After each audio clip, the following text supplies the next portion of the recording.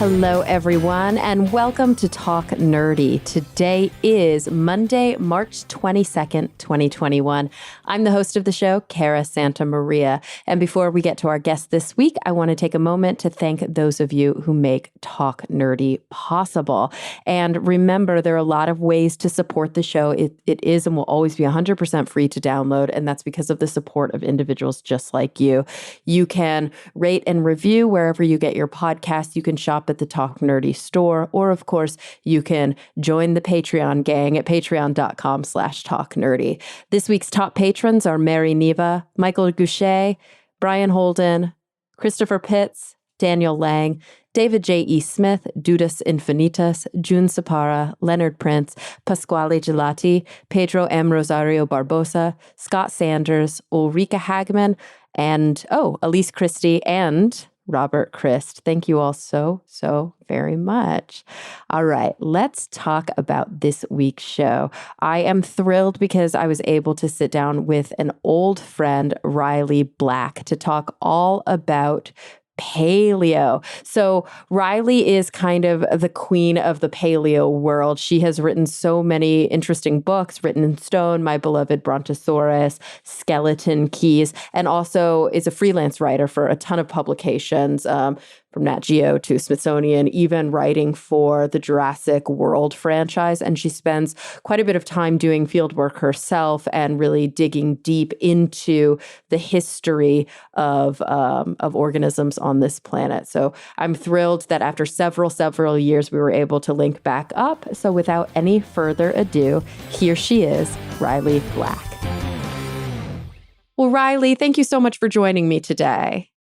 Thank you so much for having me back. It's been 1 million years or 10 million years or something like that. Oh my gosh, it's been so long. I mean, the last time that you were on the show was like, I don't even know, ages and ages ago. It was in person, right? We were able to record face to face. Yeah. Yeah, I was going back and forth to LA quite a bit. So we did it in person. I think it was like right around the time, like, I don't think My Beloved Brontosaurus had just come out, but it was like within a year or so. Oh, yeah, so it must have been like 6 or so years ago, I guess. You're right. We were talking about My Beloved Brontosaurus, and maybe what your next book was, Skeleton Keys?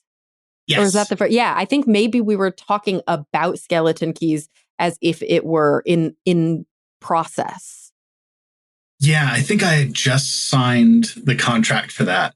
I thought, I'm going to have this done within a year, and it took 4 years. So Amazing. And so where are you? I'm looking now. Okay, here's your about page, because I'm like, how many books have you freaking written, Riley? Like, you're so prolific. Where are you at in terms of your career, in terms of what you've been up to lately? Okay, so I'm seeing My Beloved Brontosaurus, Written in Stone. That was your first. I'm seeing Skeleton Keys, like we mentioned, and I'm seeing all these really cool like kids books and kids projects that you've been working on.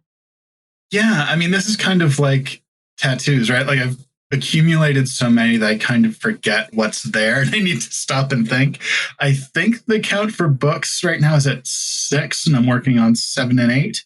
And I've done a couple of children's books. Those have been primarily work for hire stuff where the publisher says, like, we want someone to write about dinosaurs. Riley knows the stuff, and I can just kind of do it relatively quickly. So the books for adults, the things like My Beloved Brontosaurus and Skeleton Keys, that's still kind of like what my passion projects are, what I really love doing. And then just on top of that, continuing to freelance, I'm still working with the Jurassic World franchise on their dino stuff. So if you buy one of the dinosaur toys and you hit the QR code, you open that up, like whatever's written about that animal, I gave them that information and wrote through that with them. I do a lot of writing for Smithsonian and National Geographic and Slate, and just as many different things as I can kind of get my paws on, really. Still doing the freelance thing.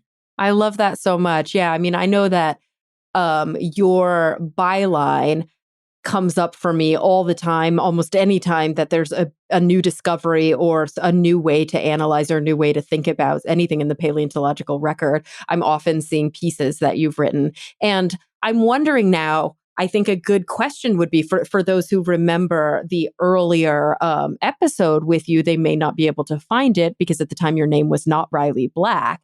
And so the byline has changed. And I know you, for a while, you were writing under kind of your pseudonym, right? Under Laylap.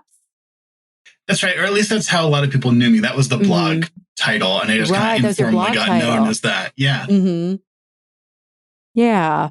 But before you were writing under Brian Switek, which was your kind of your given name, your original born name. And that's now your dead name. Right. Yeah. It's been a really wild couple of years. I came out as trans on Thanksgiving Day of 2018. I think it was. And I started it's been that long? Mm-hmm. Well, that's the weird thing. There's so many people I know, especially with the pandemic and everything. Like, we basically lost a year, and I started transitioning the year before that. So now when I go back to academic conferences, or if I meet people again, like, I'm meeting them as a whole new person.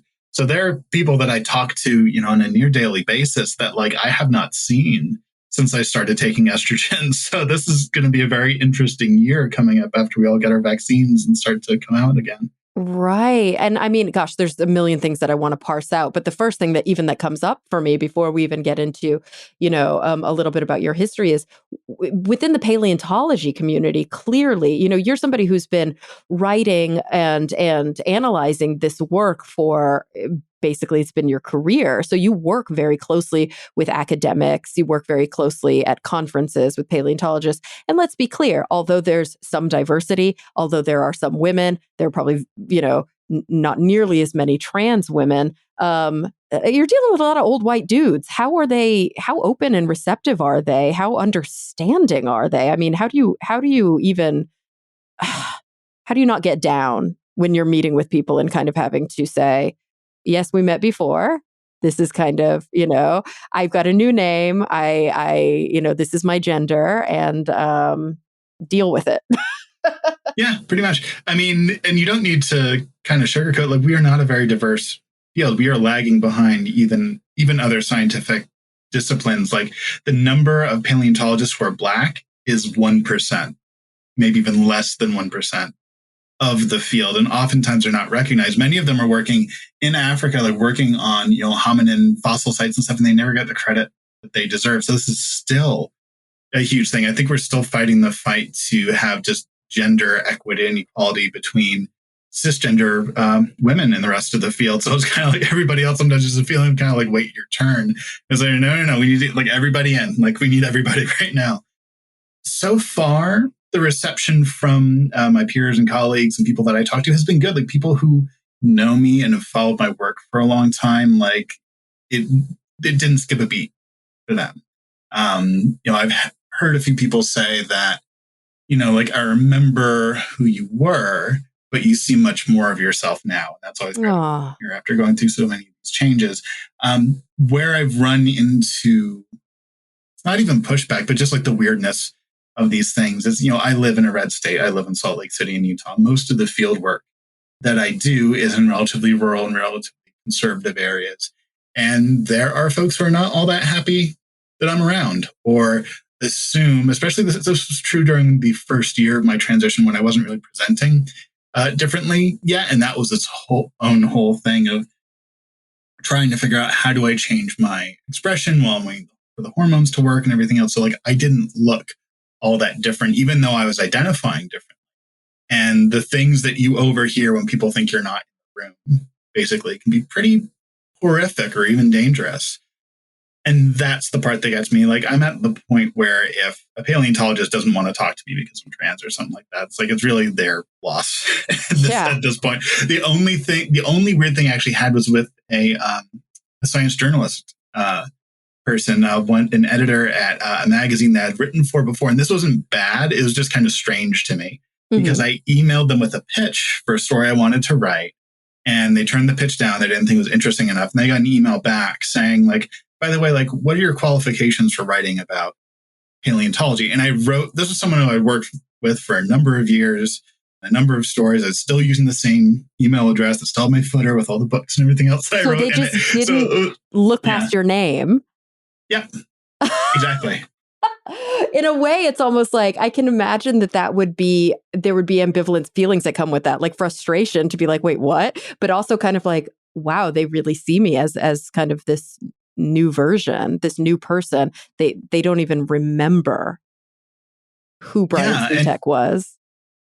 Yeah, and the strange part about that is like I put my pronouns in the footer of every email that I send, and I'm pretty forthright about this, or at least pretty direct about the fact that I used to write under a different name, because that's part of the difficulty. Like my book, I came out just before my book Skeleton Keys did, so I was kind of like, okay, how do I possibly navigate this?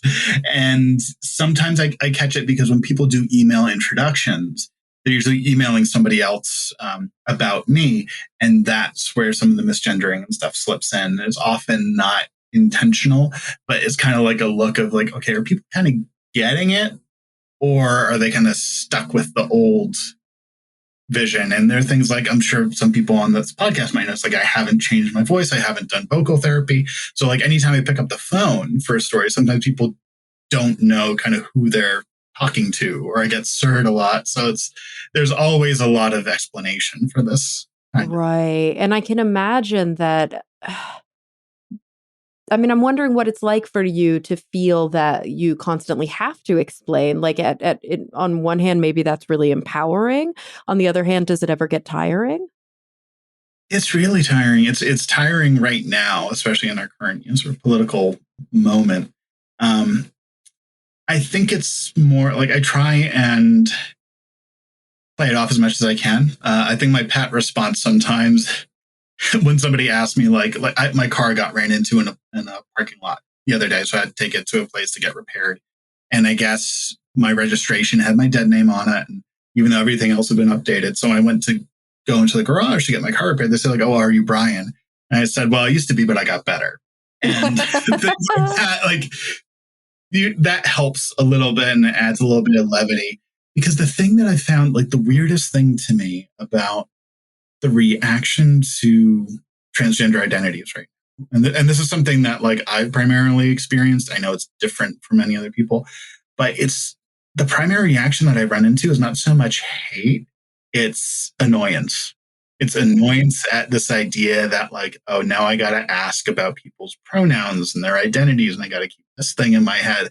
That's the thing, like more than anything else, just randomly. I remember once I thanked somebody for gendering me correctly, and they were just like, yeah, just don't shove it down my throat or anything. And I'm like, I'm not shoving anything down your throat. I'm just asking you to, please use she, her. And that's about it. Oh, it sounds to me like there's this mentality. I mean, sounds to me, I've seen it. I know that it exists where people almost feel like because of their privilege, like they're burdened by, the existence. Like all you want, all you're asking for is to be able to be yourself, and for other people to not even necessarily agree, not even like you, not even want to be your friend, but just acknowledge you as you are. Yeah, the way I describe it sometimes is like, imagine if you had a nickname that you got in like elementary school that you really hated. And, since that time, I mean, you not only have your own name, but like, let's say change your name or something else. But imagine if people just kept calling you that name in perpetuity, and you constantly had to correct them. It starts to wear away. You start like, is that my identity to everybody else? Like, why is this continue? And that's the way that it kind of feels when this happens. And most of it's like, I'm relatively loud, I'd say, about my trans identity. Like I wrote a piece for Slate recently for it. I'm doing another one. Like, I think that's really important because I'm fascinated with so many aspects of this, the science and culture of it and all these different facets of it. But I think really like what I would love most would be not having to do this, like not having to educate people and really dig into this, just kind of like exist. Right. And have like, Riley Black is a writer who happens to be trans. But I think especially now, it's kind of a blessing and a curse in that like, it's great to talk about my experience, my identity, and hope that speaks to other people who need that encouragement right now. But the future I want to get to is where, you just don't assume somebody's pronouns, or you just ask them, or that becomes a normal part of this thing. And it's not like, you don't feel like you're asking somebody to walk over broken glass to call you by your preferred pronouns. Yeah. And, I feel in my heart of hearts like that is the future that will exist. And part of it is a function of cultural recognition and cultural growth that we're seeing in survey data that, millennials and younger are identifying as trans or identifying as non-binary in significantly higher numbers than boomers. And clearly, it's not that these individuals have like there are just more trans people now. It's that more trans people are able to say it and own it and come out with it and be, less afraid or less. I mean, obviously, there's still so much violence and there's still so much retaliation, but there's strength in numbers, as we saw with the Me Too movement. It's not that those women were not being abused, they were just suffering in silence.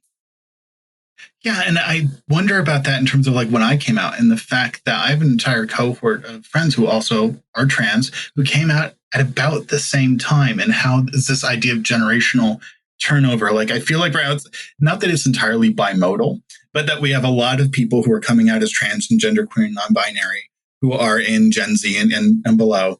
But there's also a lot of people, I guess, on like the deeper end of the millennial pool, like I am, that are coming out because, our parents are boomers.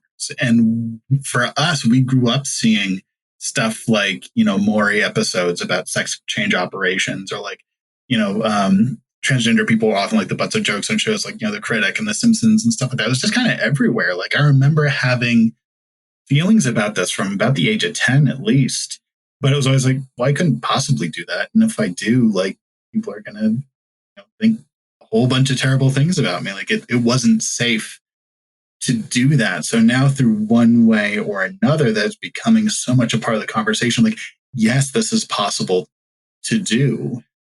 I think it's really not only speaking to younger folks, but people who like felt like they had to go through so much of their life. One way it's like, actually, I don't have to do that anymore.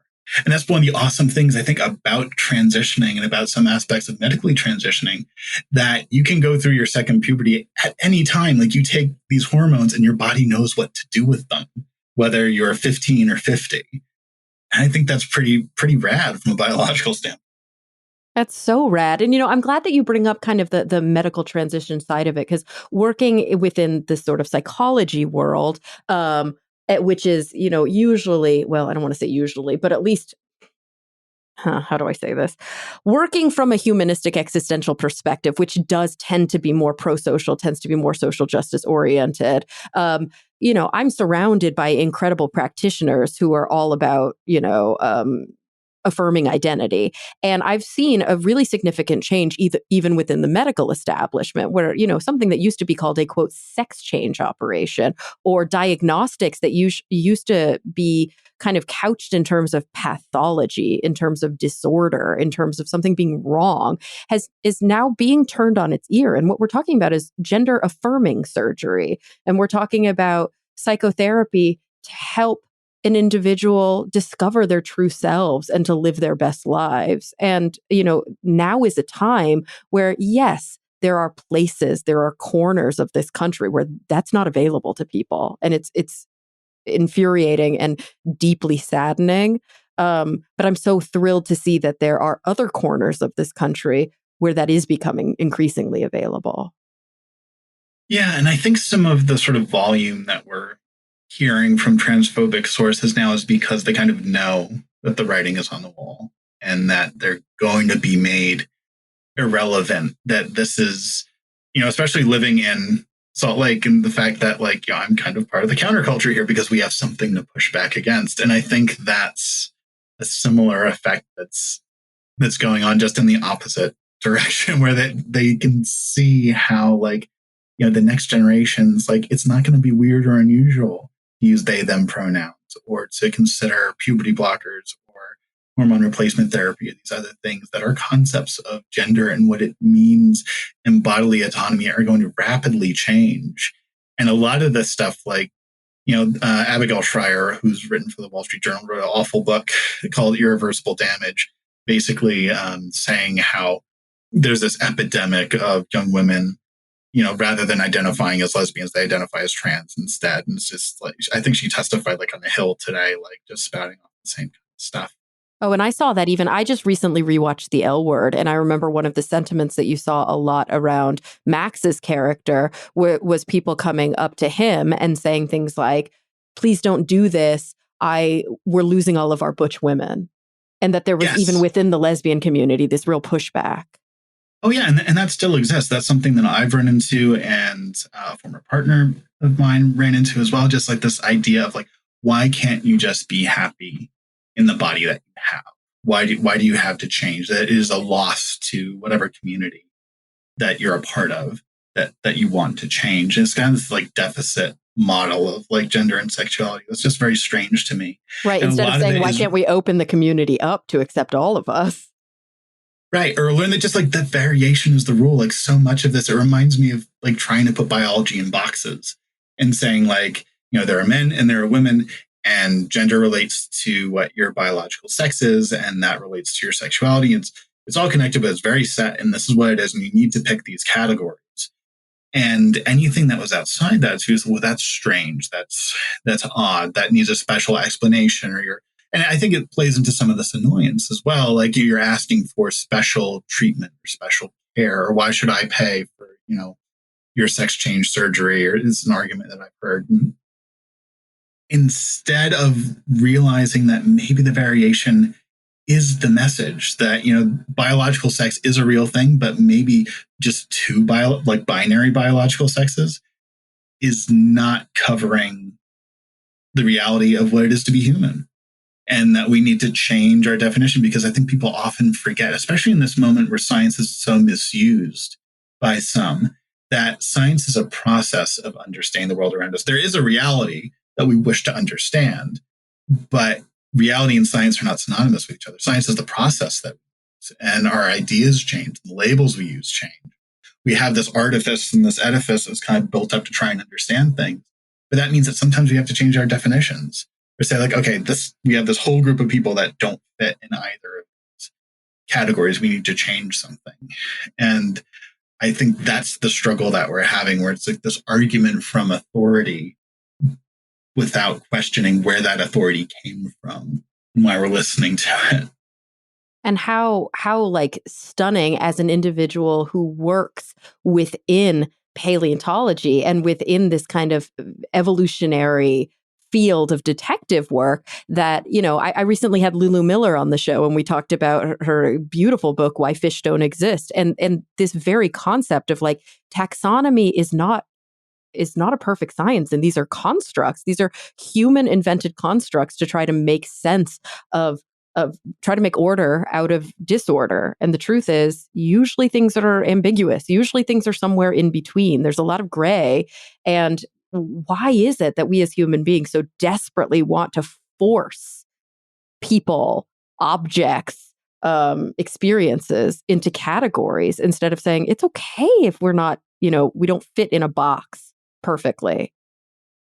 Yeah, we don't like mess, or at least we call the mess we call the mess outliers, and then decide not to think about it. But and what I'm about to say, I want to make it clear that I am not equating what queer and transgender people are going through as the same as a historic racism that Black people and many other cultures have gone through. But when I was writing Skeleton Keys, this point really struck me in terms of scientific racism in the past, that anthropology, for example, especially in America, during the 18th and 19th centuries, it began as a racial science. Yeah. In that its main focus was there are 5 races. And that wasn't like we believe because we have gathered all this data. Like that was just the belief that existed. Right. Like that was the starting point. Yeah. Right. And everything got shunted into one of those 5 boxes, and then hierarchies started. And, people started to come out with counter evidence to these categories that maybe they don't really exist. Maybe they're not as sort of set in stone as people wanted to believe. And oddly enough, it was not the science that made the difference. It was the fact that World War II happened and people saw what Nazi ideology did, the fixation on race and hierarchy, all the lives that were lost because of that. And that is what kind of turned anthropology, saying like, oh no, we don't want to be preoccupied with race anymore. That this is a social construct and it's not a biological reality. And if we go too far down that road, is going to cause a lot of harm. And I think we're coming to a similar reckoning, at least in the spirit of it, with gender and sexuality and biological sex and some of these things that we've taken for granted for a long time. That, this is kind of the way that it's always been done and always been categorized. But now we're questioning that, saying, is there a better way to understand this? And what is the social part of it? And what is the scientific part of it? And oftentimes, the biological part of it, the only people that that's relevant to are me, my doctor, and my partner.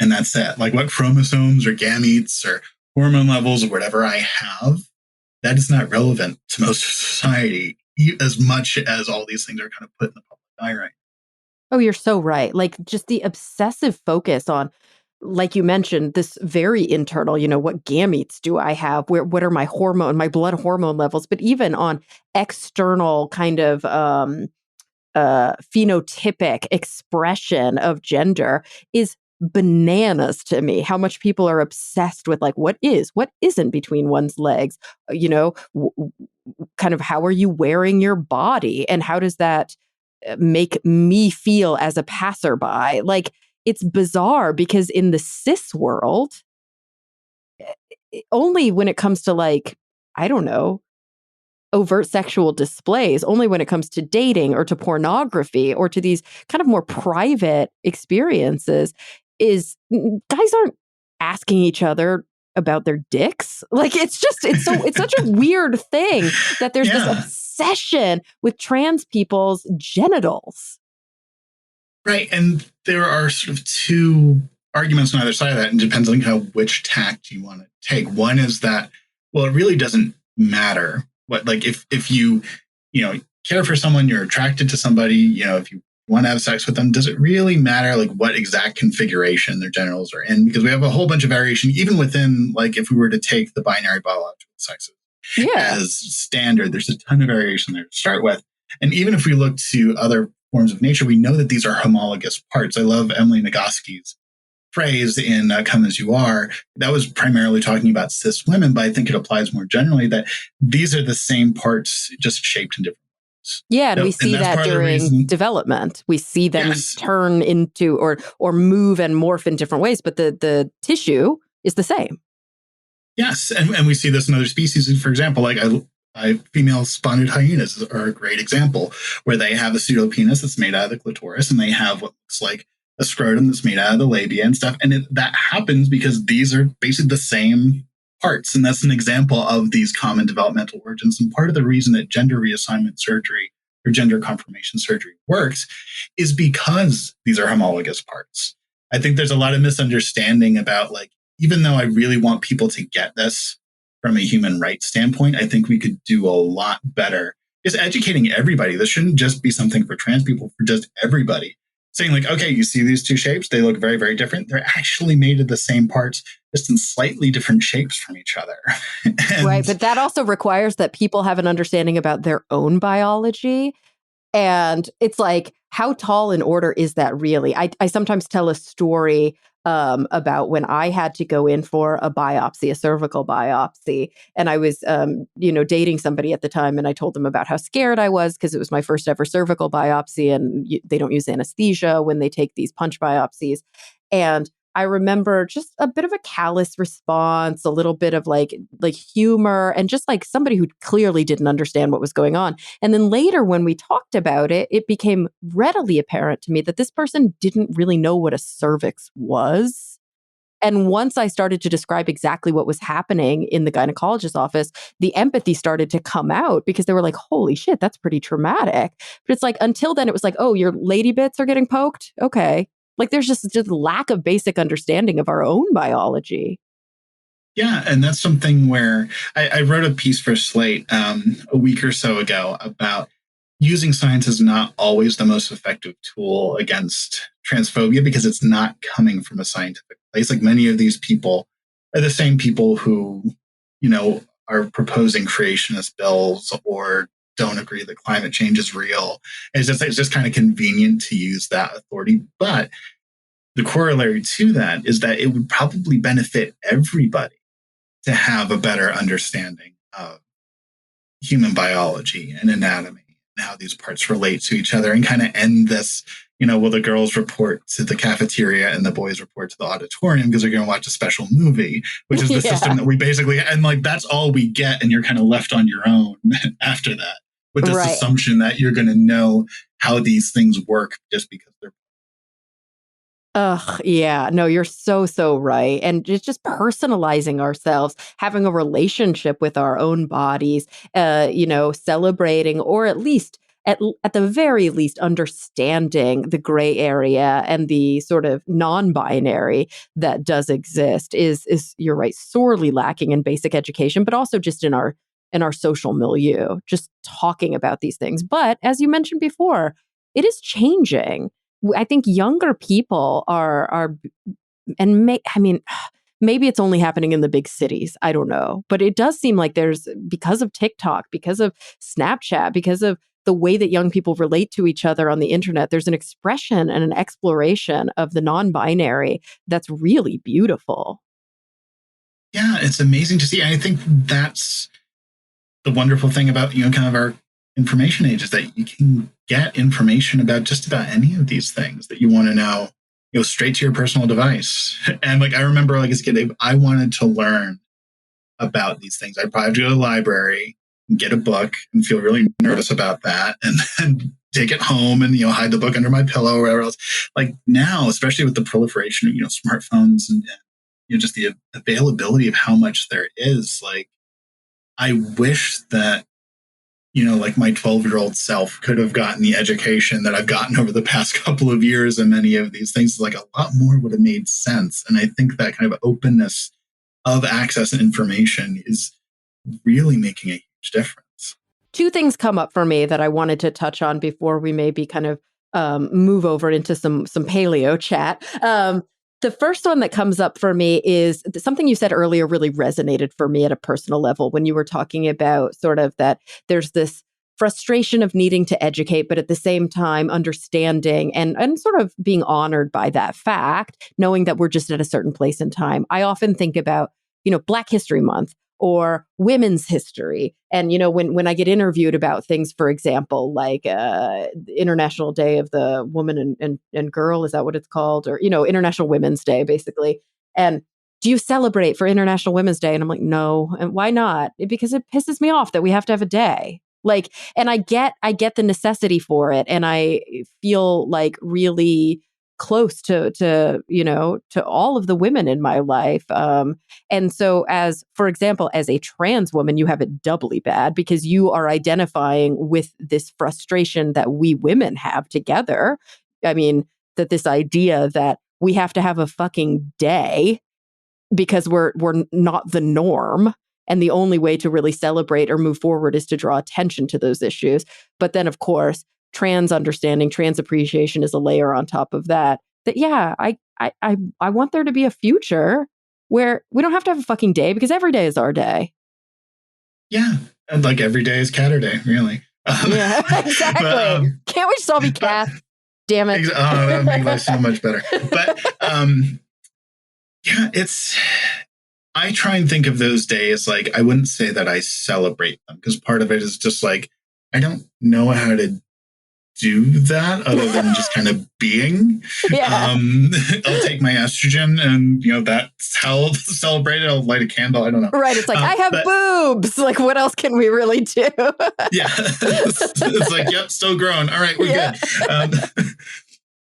But it's I think and that's the sort of, I don't want to say double-edged sword, but on the one hand, I'm glad that there's recognition. And on the other hand, I feel like this is like the problem that we have with any of these things, right? Is that the people who are most likely to listen to us and most likely to understand and put things in motion, they're already on board. They're already paying attention. They already understand. The people that most need to hear it are just like, oh, why isn't there a man's day or a man's month or whatever else? Racism, yeah, all that shit. Yeah, or they go like, I'll see people like share things like, Happy International Women's Day, but then there'll be a researcher who, like only publishes with co-authors who are men, or they'll run a conference where it's like primarily speakers who are men or whatever else. So it becomes like this kind of tokenization. Yeah, where it's sort of like, here's your cookie. Now for the rest of the time, we're going to do what we want.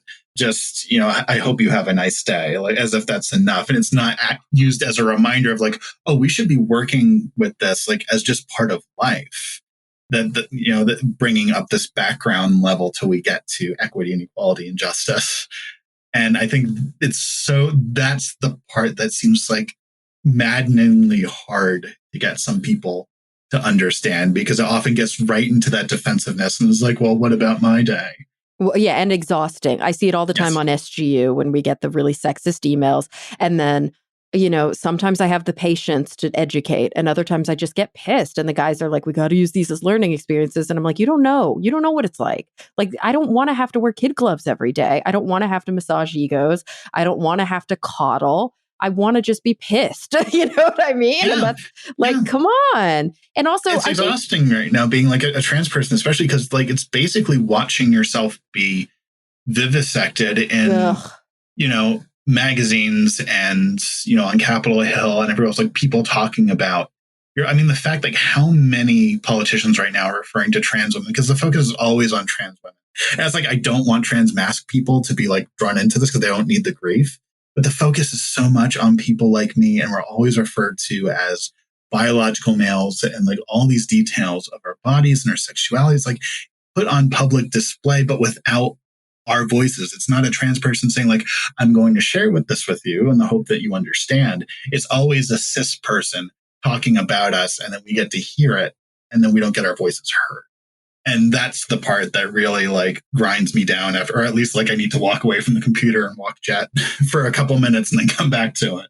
Oh, I can't. I mean, it's obviously I feel great empathy, but I have no idea what that's like. And it sounds fucking exhausting. But I mean, I really hate saying it, but it's similar to what, cis women had to deal with for so very long as well. Like in order to get the vote, in order to get like anything even approaching equity and equality, like having IQ levels and, emotions and hormones and stuff like brought up, like, we're not bringing that up as directly anymore, but it's still the same kind of story where it's like the biological details of who you are being used to determine your validity as a person. And that's the part that I think, like, in one way or another, a lot of people have either dealt with or can empathize with. So, the second thing that comes up for me that I think speaks to exactly what we've been talking about is how do you perceive and how do you kind of work with the spectrum of individuals to whom you are, oftentimes forced to interact with? There's the gamut. There's the individuals who are probably pretty social justice oriented, who are anti-racist, who are, celebrate inclusivity and maybe sometimes stumble, but it's very clear if you're misgendered and they literally made a mistake that they're like, holy shit, I'm so sorry, I didn't mean to do that. You've got the other end of the gamut, which are people who are, burdened and put upon and angry about the fact that you exist, and they're transphobic. They're just fundamentally don't like you and think that you shouldn't have rights. And then you've got these people in between who I often hear are like this sort of passive, and unfortunately, it's like the letter from a Birmingham jail version that Martin Luther King talked about the white moderate, and how sometimes the white moderate is more dangerous than the clanner because they would just prefer the status quo, but they pretend like they're on your team. So these people who are kind of like, I don't get it. I'm just old. I'm sorry. I'm sorry. I can't keep up with, are you a boy? Are you a girl? I just don't get it. And like, dealing with those three kinds of buckets, I'm just wondering what your experience has been, what your approach is like. How do you make sense of that kind of world that you're having to navigate? It's pretty much what you described. If somebody is just like very virulently and outwardly transphobic, I check out of that situation usually relatively early. Right. I mean, it's not like safe for you to be in that situation. Mm-hmm. Absolutely. And any further interaction kind of only kind of raises the tension or the concern about that. Like block and report is basically my response to that. And people who are generally on board and, might slip every once in a while with, a dead name, gendering, or a, idea that's, not quite right. I generally feel like I'm able to just say like, hey, like it's not a big deal, but just so you know, like you used he, him, like referring to me in email. It'd mean a lot to me if you just, kept an eye on that. And then usually like they are much more apologetic than I kind of need them to be in a way. Yeah. Where that's actually the most difficult part of it, where it's kind of like you're like, oh, it doesn't have to be a big deal. I'm okay. It's just the whole thing. I wonder, sorry to interject, but I wonder sometimes if the psychological process of being like, holy shit, I'm so fucking sorry. Almost like you said you're like, hey, Jennifer. And they're like, well, my name's Jamie. And you're like, oh shit. That like, if you really make it a bigger deal than it is, then it has an emotional connotation attached to it. So now you're going to remember it more. Like, I don't know. And that's not even a justification, but I'm wondering if part of the reason that we as human beings are like overly sorry when things like that happen is because then it's like not making that mistake again because I've just burned myself on the stove. Yeah. And how much of it is, those of us with anxiety, how much of this is like our normal thought process, right? It's like we remember the one small thing that went wrong. And then everything else that was fine, like we don't hold on to, but we'll fixate on like, can't believe I said that word wrong. Oh, right. Like you publish an article and you get 99% good feedback. And then the one person who's like, you're a dick. And you're like, no. Right. And that's all it takes. It doesn't have to be like a cogent point. It's just like, I don't like you. I'm just like, what is it? But you're right in that it's usually the people in the middle is the most difficult, like especially early on. And I'd hear this from folks who are older than me for the most part. It was, well, we're trying. This is new. And part of it's like, it takes more assessment. Okay, like how do I want to respond to this? And those are the moments where I'm really weighing it. Do I want to make this an educational moment, or am I just too fucking tired right now?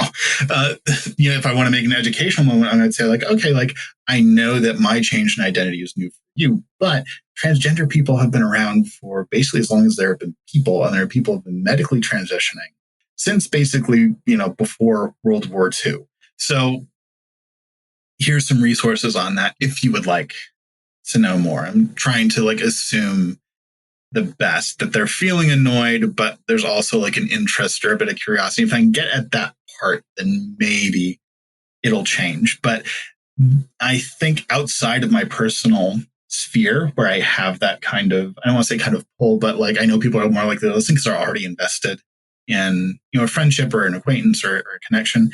That's the stuff that makes me really worry. Like I mentioned Abigail Schreier earlier, the fact that she has a book that was, it sold at Target, like all across the country, was pulled and then put back on the shelf. And of course, the controversy was more publicity.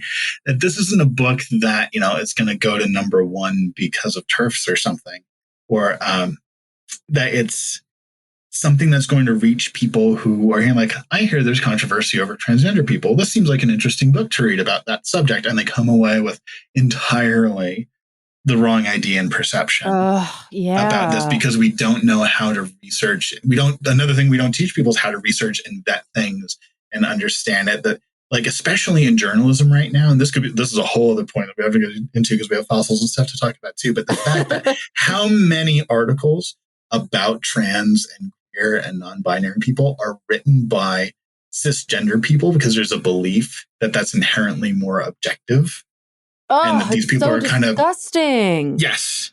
And I feel like that's something where in, sort of the writing and journalism world, like people still don't get that. They still don't understand that because they coming from the standpoint, it's like, well, if you're trans, you're kind of just advocating for yourself. It's like this person is like doxing the people that they talk about. How is that okay? Right. And I think I see it a lot in the skeptic movement. Like we'll get emails from people who are like, I heard Jordan Peterson tell a talk about how there's not really 250 gender. And you're like, what the fuck are you talking about? Or like, I heard from Richard Dawkins or I heard from Sam Harris. Mm-hmm. And it's like, you don't realize that just because these people are people that within your community you look up to for certain points, that there are fundamental problems with value judgments here, that these are individuals who are known transphobes or individuals who are known sexists, and you're looking at them as if they're objective.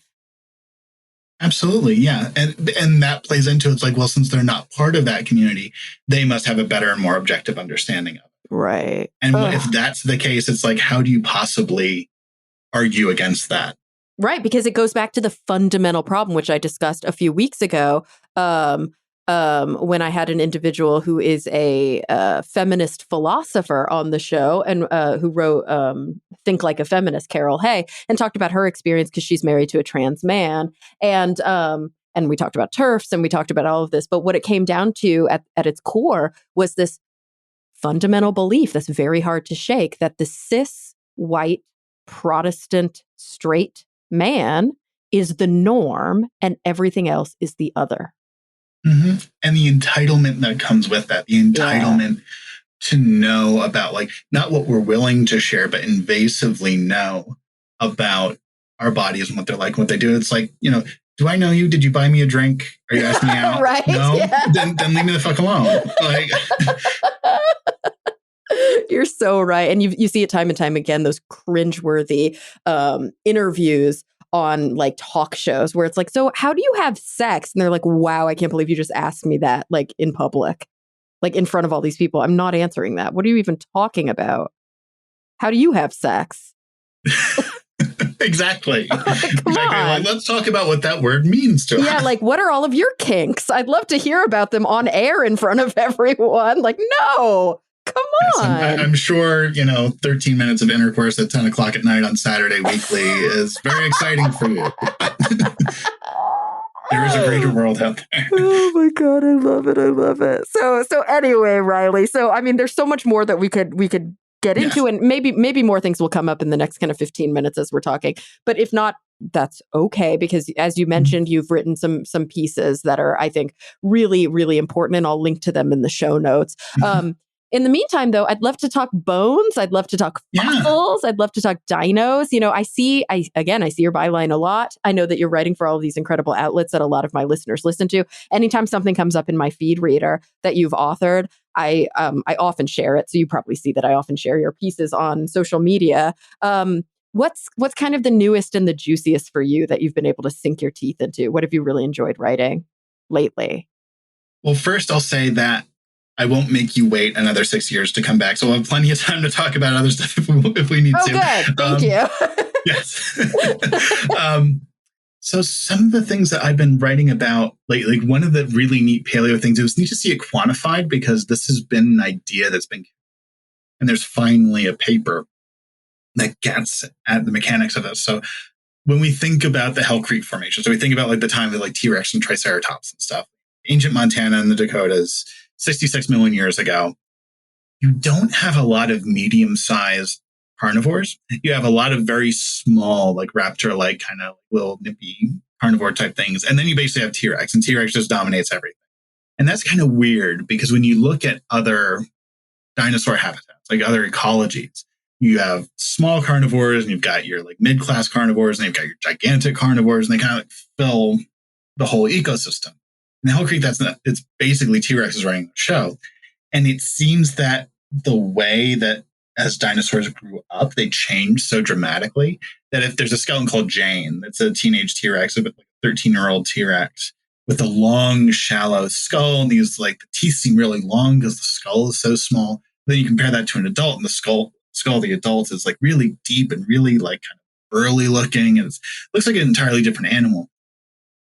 Right. Here in LA, have you seen, sorry to interject, here in LA, there's this really great T-Rex growth series at the Museum of Natural History that I've always loved. It's, it was only probably came up like 10 years ago. But I've always really loved it because it shows, a young T-Rex, a juvenile, or like a teenage T-Rex, and then an adult T-Rex, and how historically we didn't know, are these different species? Now we kind of think, okay, these are just growth stages. And it really speaks to that detective work of paleontology of like, we got a few bones, we got to make sense of what's going on in the lifespan, in the ecosystem, in the, just from a taxonomic perspective. There's so many of these cool questions and complicated issues in paleo that I think we often think it's old and it's dusty and we just know everything about it. You get a tooth, because that's how it's related in the literature, right? It's like, or in oftentimes in old school science communication, like we found a tooth, we know it's from an ankylosaur and it was this age and this is when it lived and case closed. And it's like, oh, really? From a tooth? Right. And that's how we communicate. We communicate like what we consider the facts of it, but not like the process or any of the other things are going. Like you've got 500 words to make sense of all this. It's like, oh God, how am I going to do this? But in this particular case, it's really neat because like you said, this came out of all these different realizations that like, oh, these are not different species. These are growth stages of one animal that are acting kind of like different species. So they're filling different niches in the same environment and basically shouldering out any competition. So you have less species diversity because one species is acting like three. And so is it because the lifespan is like long? Like how old did T-Rexes get? Do we have any idea? They got the oldest ones that we know were about 33 years old. Okay. So kind of like, you know, well, people's lifespan has always been long, but because of disease and stuff, there were eras. But that's not a bad comparison because like T-Rex got to, you know, it was kind of this like very awkward, gangly, like fuzzy, like we've all gone through our awkward teenage phase. T-Rex had one as well until about 15. And then they go through this growth spurt. It's kind of like, remember those old like Charles Atlas ads where it's like the kind of like 90-pound weakling. And then if you work out using my method, it's basically that kind of transformation where it's going from this like tiny, awkward little thing into all of a sudden you get like 9 tons of carnivore that can like crunch bone. Yeah. That can eat the lawyer right off of the porta potty. Yeah. Yeah, exactly. So yeah, this was study quantified that in T-Rex, it kind of made sense of this, like, oh, okay, yeah, like this species is really kind of shouldering out other competitors, and even in other habitats where there are medium-sized carnivores, they're relatively rare. So it seems that these giant dinosaur species, things like Allosaurus and T-Rex and Carcharodontosaurus and all, you know, our other favorites, that they, you know, since they hatched out of these little eggs and they had to grow up into animals that could be 40 feet long and 9 tons, that through those growth stages, that they basically took up so much ecological space that there wasn't much room for other things to evolve. So it's not like the African savanna today where you have a whole bunch of lions and a whole bunch of bat-eared foxes and spotted hyenas and things like that. And it's everybody's relatively well represented. It was very uneven during the Mesozoic, and that's kind of weird. It's as if lions had these long stages where you had the lion kittens and then you had the lion teenagers and then you had the lion adults, and they took up the space of, like you said, the hyenas or the leopards or the cheetahs. Yeah. So that was one of the neat things. I wrote that for New Scientist based out of the UK. So that's up on their website. And then one of the other things that I've been working on, and this should come out shortly, is about this. I need to be a little bit mama, like I can give you the outline. But it's about this fossil shark that was found in Mexico. And it seems to have almost like manta ray-like pectoral fins. Oh, weird. And this will come out this week in Science. And it was basically this filter feeder that had this combination of propulsion that's never been seen before. Where it had like kind of like a shark-like body that could kind of swish its tail back and forth and kind of propel it forward. But they could also like flap with these big manta-like wings. Wow. Like nobody has ever seen a shark like this before. And is this like, it's clearly a shark, or is it one, maybe a precursor to shark, you know, because sharks and rays are pretty related, aren't they? Yeah, they're relatively closely related to each other. They're part of the same group of animals called elasmobranchs. So I think rays split off from like an archaic form of shark sometime during prehistory. So this is something that the authors of the paper are proposing, that it's a shark, and that it's a shark that's acting like a whale shark or a basking shark with just these big kind of flappy wings on it. But some of the other researchers that I spoke to and reported in this piece said, like, I'm not entirely sure that it is a shark, or maybe that all these pieces go together. This is the problem that we have with some of these papers that come out in like major journals like Nature and Science, and that they seem very dramatic and they hit, you know, very hard. And it's kind of like, we found something that's never been seen before and it looks like this. But when you go into the supplemental information, what the data is, there aren't always good photographs or good figures. And that seems to be the case here with like, if this is true, nobody has seen a shark like this before. But there are some questions about this that we need either another one or like more intensive study to really be sure. And that's the stuff I'm trying to include that in my reporting, because I feel like we often don't say that. Scientists often like, we found a new thing, put it on the shelf. And I think it's worth saying like, this could be really cool, but there's a whole bunch of reasons that it might not actually exist. Right. And even if it did exist, there's often those questions too about coming back to that conversation we were having before about taxonomy and where does it fit? And is it a ray-like shark? Is it a shark-like ray? I mean, maybe not in this situation, but I long struggled with that with Archaeopteryx. That's why I love Archaeopteryx so much. Yeah, I get it. It's a bird. People talk about it like it's a bird, but in my view, it's a dinosaur, damn it. Like I've always held on to it as a dinosaur because it's sort of both. And that's really cool. Exactly. Well, I remember, and it's so difficult communicating this sometimes because I've tried to tackle this in some of my writing and I've asked paleontologists about it, where if you ask a paleontologist, okay, what makes a dinosaur, or what makes a bird? Or you can do this with almost any group. And if you ask the dinosaur question, they say, okay, well, dinosaurs seem to share a certain number of specific anatomical traits with each other that other animals don't. Okay, I can get that. There's a certain crust on the humerus or the upper arm bone. The hip socket's arranged a certain way. I can get that. The problem is sometimes through evolution, those traits change or, they're not the same. So the ancestor had it, but the descendant doesn't. But it's still a dinosaur, though. So, okay, that's not a foolproof method to do this. The other way to do it is to look at the family tree and say everything between basically a triceratops and a pigeon, if you trace those back to the last common ancestor, everything that falls in between is a dinosaur. And that's also kind of unsatisfying in its way, because then if you don't know at the outset what all the different families and everything else is, it's very hard to visualize. So this is where we get into the philosophy of science and systematics and all this stuff where it really can be a challenging thing to communicate. And, Archaeopteryx is a great example because we recognize it as the first bird because it was described as the first bird. We basically said, okay, we're making this the first bird. Yeah. If another animal had been found with very similar traits, and we've got them in even older sediments, those probably would have been named as the first bird, and kind of what our metric is would have been different. And this doesn't mean that the whole thing doesn't make any sense, but there is a kind of arbitrary nature to some of these things, or at least historical reasons for some of this. So when people are expecting this biological answer of we know it is because it has feathers, or the answer someone might want, it really has to do with at the time, this thing seemed to be right in the middle. So we just kind of took it from there. Yeah, and it speaks to those kind of longstanding internet wars about well, birds are dinosaurs clearly, or a taco is a sandwich, god damn it. That's a whole box we're not going to open up today. So Riley, there's so much more that we could talk about, but before I close it up, because we're getting close to the hour, I'm wondering, before I ask you my closing two questions that I always ask, I'm wondering what is sort of on the horizon for you now? Any big projects, or are they all secret? Is there anything you can share with us about kind of where you're at and what you're doing?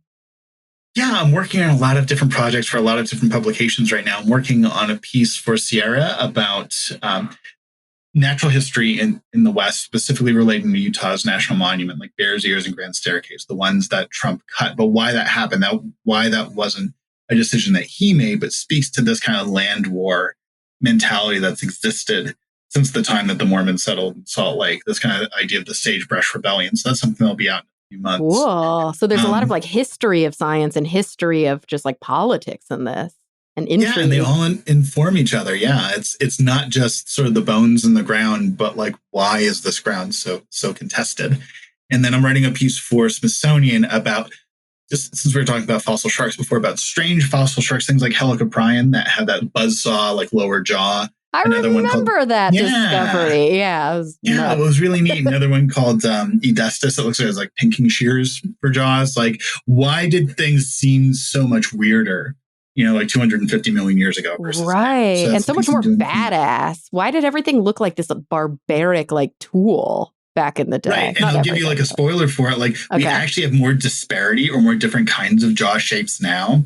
It's just since those are so different, we think of that time as so much odder than it really was. There actually are more varieties of shark and ray and stuff swimming around now, but because they're here now, we don't appreciate them. Right. There's a normalcy to them. So we don't see them as aberrant or different. Yes. And then the big thing is I'm writing a book about and hopefully this will come out in winter of next year, about if you were to stand in the Hill Creek Formation that we were talking about a few minutes ago, 66 million years ago when that asteroid struck the Yucatan, what would you experience in the second, the hour, the day, the week, the month, the year, and so on, like after that impact? Like, how would you see the environment around you change? So it's trying to put the reader in that environment as much as possible. It's kind of, I describe it as like the forest unseen, but on fire 66 million years ago. Yeah. And that's what I'm hoping to wrap up now. And I'm really excited about that because it's using science to tell a more narrative story and really put you in this place and not just talk facts and figures and velocities and things like that, but like, what did this mean for this environment and how it was this basically the worst day, the worst single day the Earth has ever had or life on Earth has had. And then this recovery that came after it. So it's kind of like the dinosaurs and their destruction is the hook, but it's really a story about life's resilience. Oh, that sounds fascinating. I can't wait to read that. You better hurry up and write that so I can read it, Riley. I'll send you a sample of it. Yeah, very cool. Very cool. Oh, I love it. So I don't know if you remember back when you were on the show, but we always closed each episode by asking the guest the same two big picture questions. So I'm going to pose them to you again. I have no idea what you said the first time because dumb me didn't think to go back and look. I don't either. Okay, good. I was like, maybe it'd be interesting to compile this in the future. This is a project for another day. Well, a different person now, right? So it'll be interesting to compare and contrast. Absolutely. So Riley, when you think about the future in whatever context is relevant to you right now, whether it's personal, whether it's global, whether it's cosmic, I'm wondering first, what is the thing that's keeping you up the most at night, the thing that's really worrying you, where you might even feel a bit pessimistic about it? And on the flip side, what are you genuinely hopeful for? What are you, optimistic about? What are you truly looking forward to? I think the thing that keeps me up at night the most is climate change, and just knowing how much, like looking at the prehistoric past, these moments where we've had these spikes and how long they last and the effects that they have, where it's like we're just moving too slow for what we know is coming down the pipe. I'm really hoping that can change, but it's something that it's so big that it's hard to feel like, can I even do anything about this? So that's what's keeping me up at night in that sense. In a positive sense, I think it relates back to what you said before, that like through this struggle that we're having right now about gender and identity and being queer and biology and what all that means, basically what it means to be human in many of these aspects, that is changing. It's going to change, and the picture 10, 20, 30 years from now is going to be very different. That I'm going to meet people who, at, like age 55 or say like, what, I wasn't really sure I was happy with my gender. I decided to experiment with it. My friends are really supportive. I decided to keep doing what I'm doing, but I'm really glad that I did that. And I learned a lot. Like those are the sorts of stories I think we're going to hear more of. And I think are just going to increase our empathy for each other and really expand the expression that we have as people. So that's what I'm really hopeful for. There's going to be a time in the future where we meet people who are like 55 and we say, when did you know you were trans? They're like, oh, I was like 4 or 5. And so when did you? Oh, yeah, I've just always been trans. Like, this is just my identity. I already get the feelings of like back in my day. Like, yeah, right. It's like it's already happening. We're old, Riley. Oh, no. Shh, don't tell anybody. Well, Riley, thank you so much for being on the show today. I mean, it was, as always, a massive pleasure, but I'm so glad that we were able to reconnect. Oh, this is always so much fun. Thank you for asking me. Of course, and everybody listening, thank you for coming back week after week. I'm really looking forward to the next time we all get together to talk nerdy.